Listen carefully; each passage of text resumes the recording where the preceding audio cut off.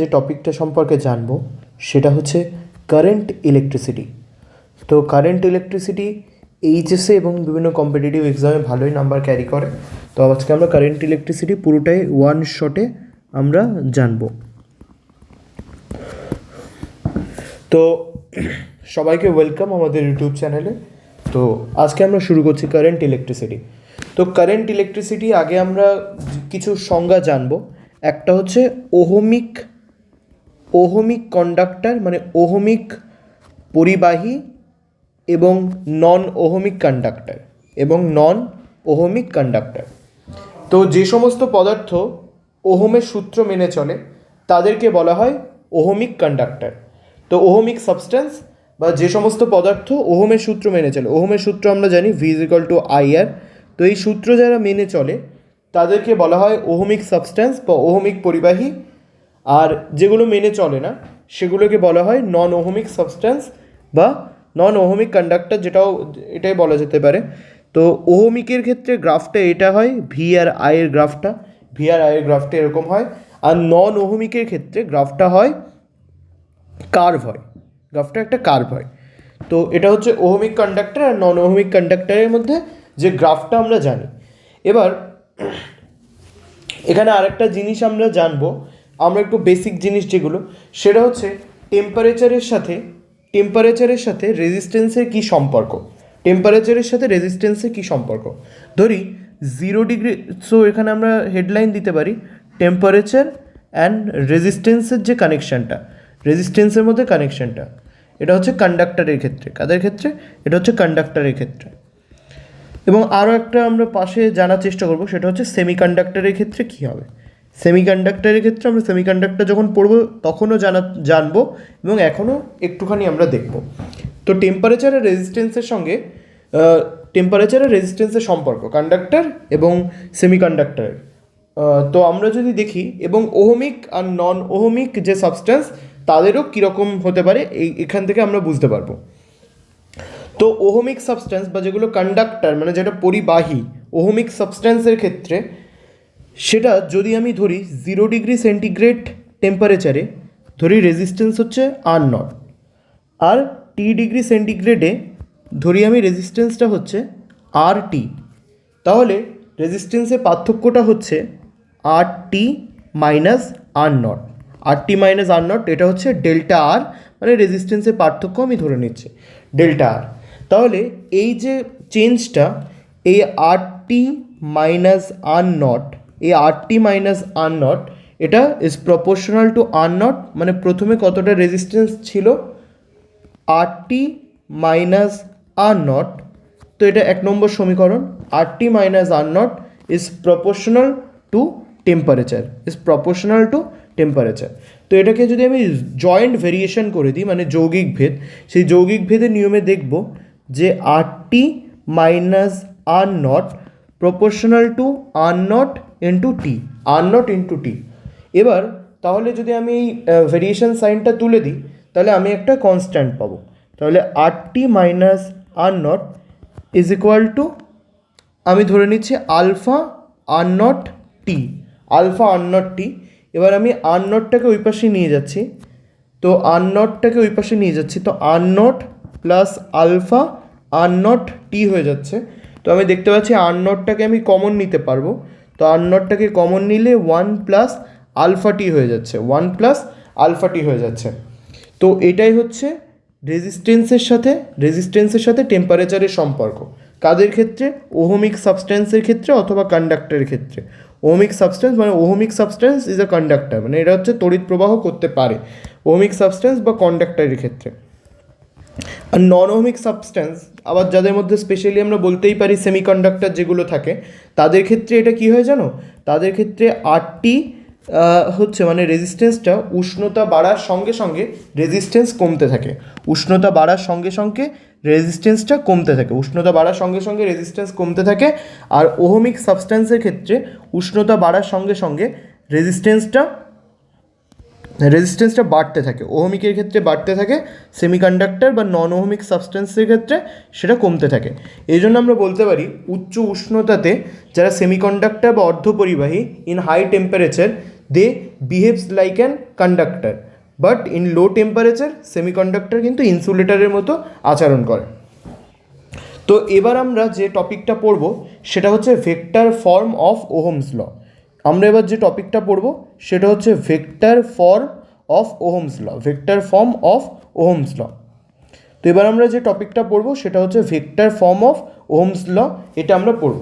তো আমরা ওহমের একটা সূত্র জানি যে V is equal to I into R, V is equal to I into R, যেখানে ভিটা কি, যেখানে ভিটা হচ্ছে বিভব প্রভেদ, আইটা হচ্ছে তড়িৎ প্রবাহ, আর আরটা হচ্ছে গিয়ে রেজিস্ট্যান্স, আর আরটা হচ্ছে গিয়ে রেজিস্ট্যান্স। এবার আমি আরটাকে কীভাবে লিখতে পারি, আমি আর এর একটা ফর্ম জানি, R is equal to rho, মানে যেটা হচ্ছে রোধাঙ্ক, rho into L by A, rho into L by A. এবার এটাকে আমি আরেকটা জিনিস আমি জানি, আমি ইলেকট্রোস্ট্যাটিক্সে পড়েছি, এই যে ই হচ্ছে ভি বাই এল, ই হচ্ছে ভি বাই এল, মানে আমরা দেখেছিলাম যে E is equal to minus dV by dR, এরকম একটা ফর্মুলা ছিল। ডিআরটা হচ্ছে লেন্থ আমি ধরে নিচ্ছি, তো আমি ওটাকে এল ধরে নিচ্ছি, তো ভি বাই এল আমি ধরে নিচ্ছি।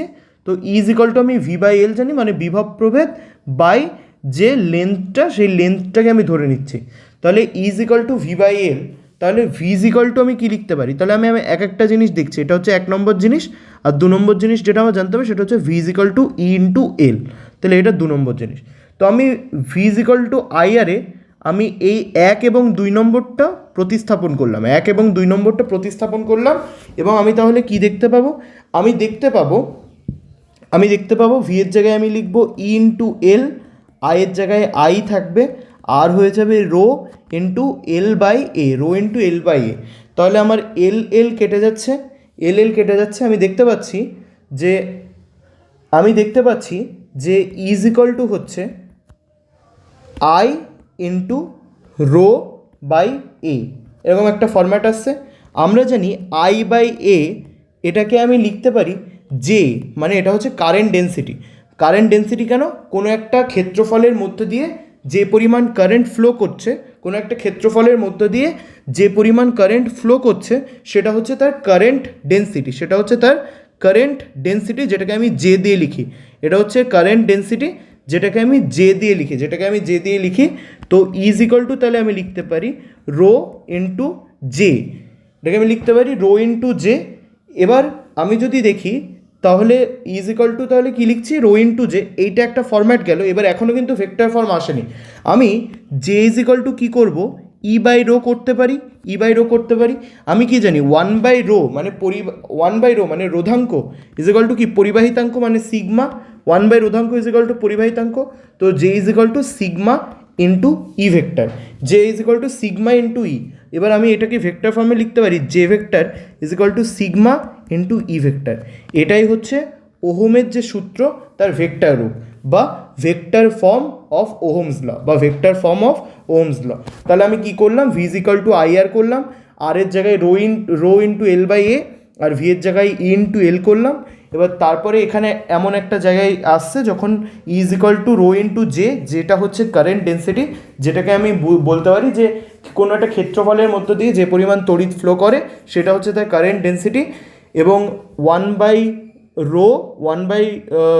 রো যেটাকে আমি সিগমা দিয়ে লিখতে পারি, কারণ পরিবাহিতাঙ্ক আর রোধাঙ্কর যে সম্পর্কটা সেটা হচ্ছে ব্যস্তানুপাতিক, মানে পরপর আলাদা, অনন্য বলা যেতে পারে। তো এইটা হচ্ছে ভেক্টর ফর্ম অফ ওহমস লয়ের রূপটা আমরা যেটা দেখলাম। এবার যেটা আসবো সেটা হচ্ছে ড্রিফট ভেলোসিটি। তো ফার্স্টে জানার চেষ্টা করব যে ড্রিফট ভেলোসিটি কাকে বলে। তো আমরা যদি একটা সার্কিট দেখি, তো সার্কিটের এই প্রান্তটা হচ্ছে পজিটিভ, এটা হচ্ছে নেগেটিভ। তো কারেন্ট এই দিক বরাবর যায়, তো ইলেকট্রন কোন দিক বরাবর যায়, ইলেকট্রন এই দিক বরাবর যায়।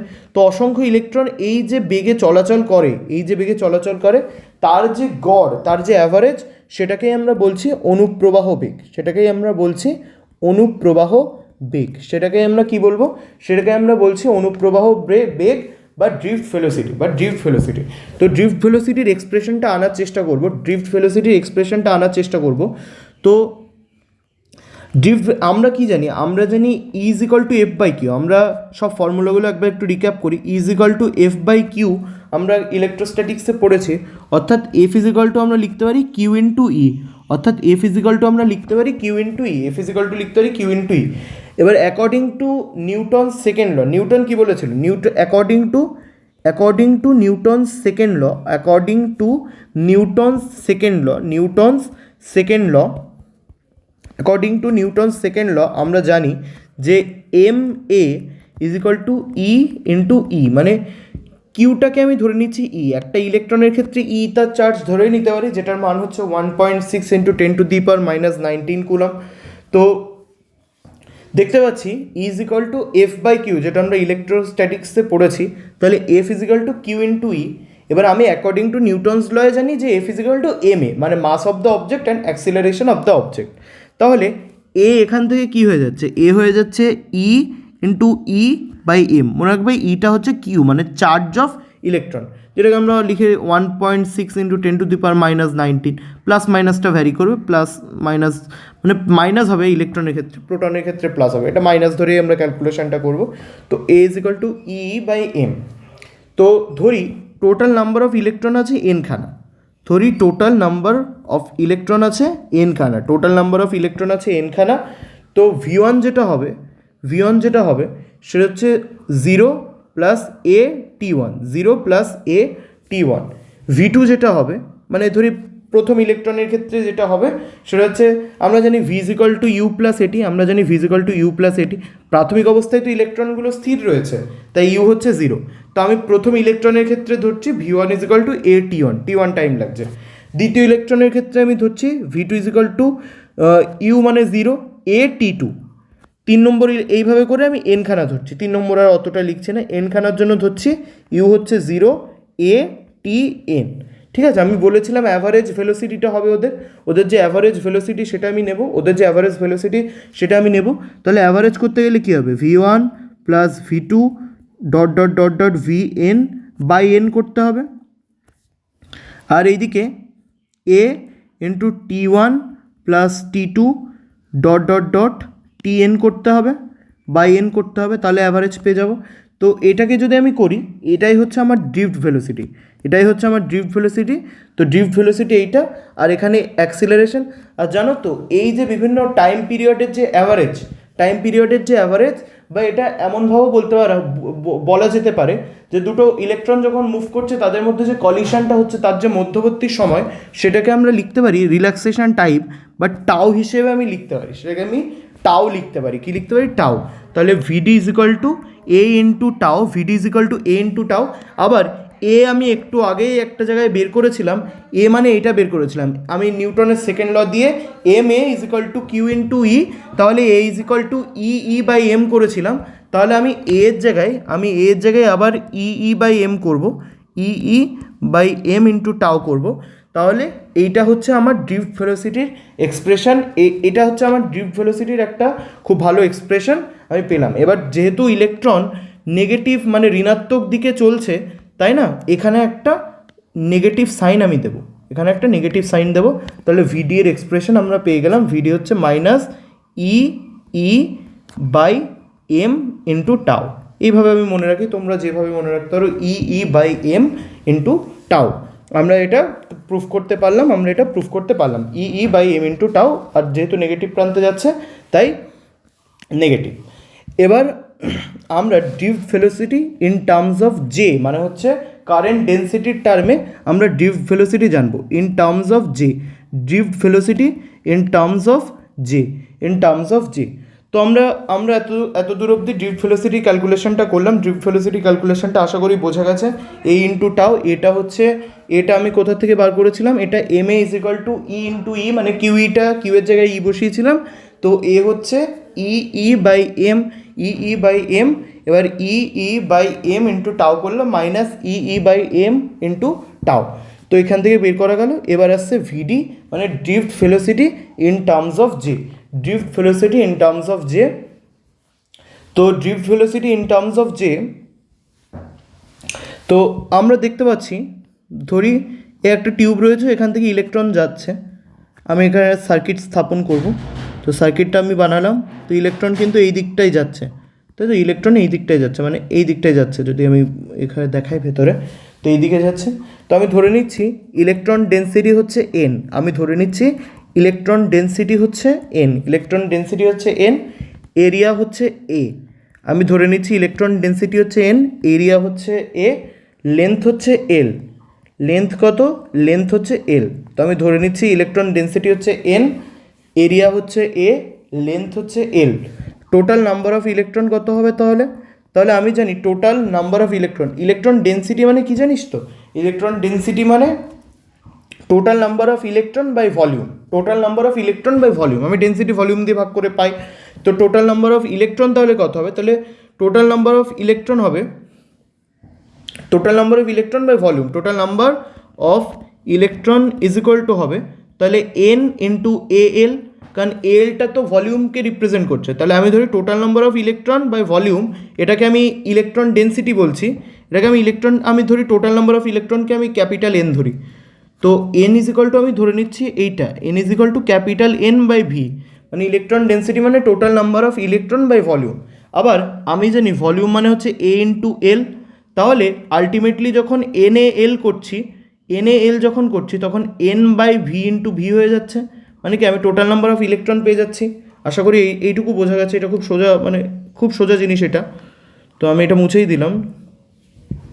তাহলে টোটাল নাম্বার অফ ইলেকট্রন হচ্ছে এন এ এল পেয়ে যাব, total number of electron N A L পেয়ে যাব।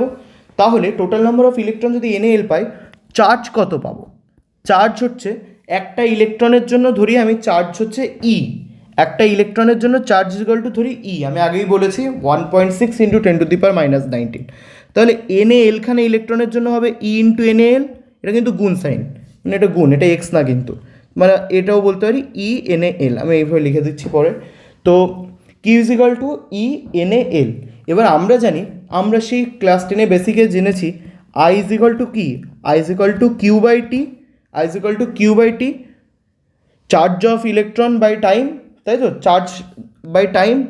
তো কিউয়ের জায়গায় আমি এবার বসিয়ে দেবো E N A L by T, E N A L by T বসিয়ে দেবো।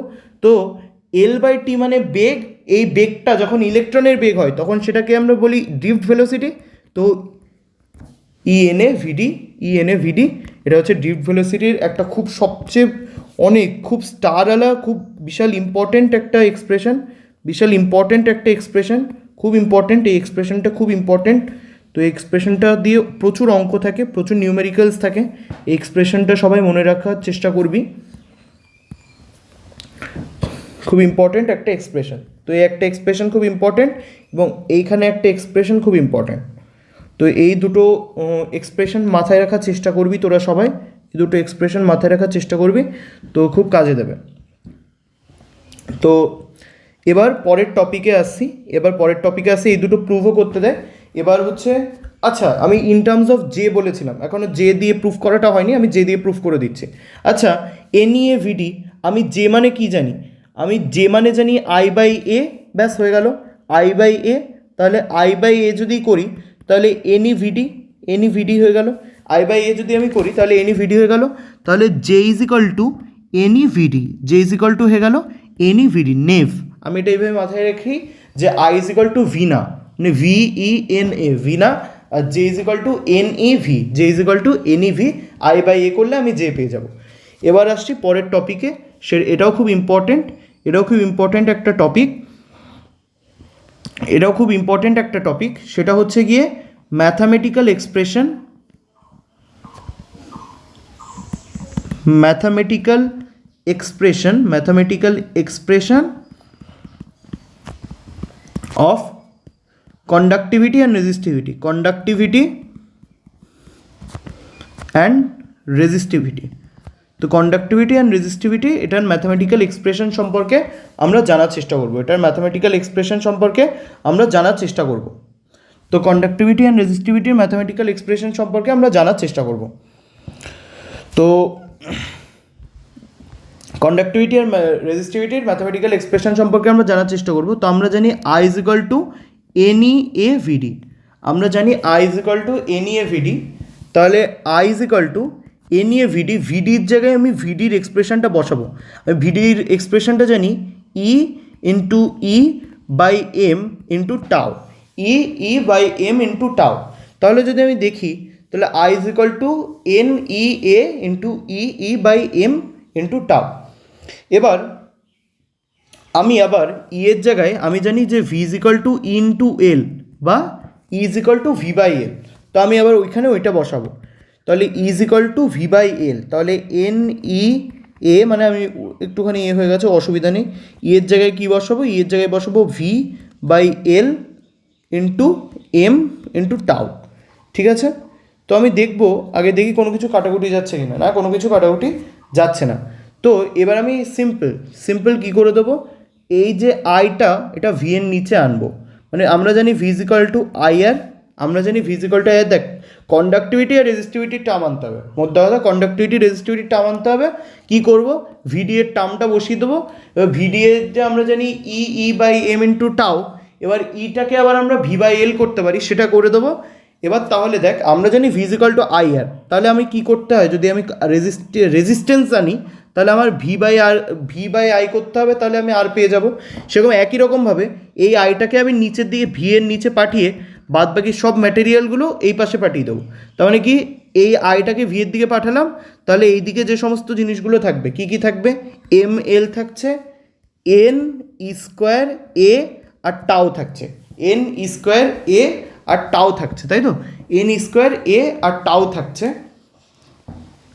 এবার দেখ এন স্কোয়ার এ আর টাউ থাকবে, তো এইটা তাহলে কি N square A into tau, তাহলে এইটা হচ্ছে গিয়ে আলটিমেটলি বলতে পারি এটা হচ্ছে আর, তাহলে V by I is equal to R, তাহলে এইটা হচ্ছে গিয়ে আলটিমেটলি আর। ঠিক আছে, এইটা হচ্ছে আলটিমেটলি আর। তাহলে আর মানে আমি এটা পেলাম যে এম এল এন স্কোয়ার, দেখ খুব সুন্দর একটা এক্সপ্রেশন আসছে, এম এল এন স্কোয়ার এ টাউ আসছে না। তো আমরা এত দূর অবধি বোঝা গেল। এবার রেজিস্ট্যান্সটাকে আমরা লিখতে পারি rho into L by A is equal to M L N square A into tau. তাহলে এল কেটে দিলাম, এ কেটে দিলাম, এল কেটে দিলাম, এ কেটে দিলাম। তাহলে আমার রো ইজ ইকুয়াল টু কী আসছে, রো ইজ ইকুয়াল টু আসছে M into N square tau, M into N square tau. তো এটা হচ্ছে রেজিস্টিভিটির এক্সপ্রেশন আমরা বার করতে পারলাম। এটাও খুব ইম্পর্ট্যান্ট, এটাও খুব এইচএস পরীক্ষাতে দেবে, এটাও খুব এইচএস পরীক্ষাতে দেয় যে রেজিস্টিভিটির টার্মটা বের করতে বলে। তো M N square tau, M N square tau, M N square tau. তো আর একটা এক্সপ্রেশন আমরা জানি যে টাউটাকে যদি আমি উল্টে দিই তাহলে আমি পাই সিগমা, টাউটাকে যদি উল্টে দিই তাহলে আমি পাই সিগমা। সিগমা কি, সিগমা হচ্ছে কন্ডাক্টিভিটি, তাই তো, সিগমা হচ্ছে কন্ডাক্টিভিটি বা পরিবাহিতাঙ্ক। তাহলে সিগমার এক্সপ্রেশনটা কত আসবে, N square tau by M, N square tau by M. তাহলে দুটো এক্সপ্রেশনই আমি পেয়ে গেলাম, N square tau by M. তাহলে আমার এই দুটো এক্সপ্রেশনই জানতে চেয়েছিল mathematical expression of conductivity and resistivity. তো আমি ফার্স্টে এরকম I is equal to N A VD করলাম, ভিডির জায়গায় E by M into tau করলাম, তো ই এর জায়গায় ভি বাই এল করলাম, তো ব্যাস বাদ বাকি ভি বাই আই করে দেবো, তাহলে আর পেয়ে যাবো। আর এর মধ্যে আবার রো ইন্টু এল বাই এ করে দিলে ওখানে এল আর এ কেটে যে রোটাই শুধু অবশিষ্ট থাকবে, ওয়ান বাই রো করে দিলে আমি সিগমা পেয়ে যাব। তো এখানে আমরা মোটামুটি অনেকটাই কভার হয়ে গেছে। তো আমরা এখন যেহেতু চার্জ একটুখানি অসুবিধা রয়েছে, তো ওয়ান শটের পরের পার্ট 2টা আমি একটু পরেই আপলোড করে দেবো। থ্যাংক ইউ, সবাই সাবস্ক্রাইব করবে লাইক করলে।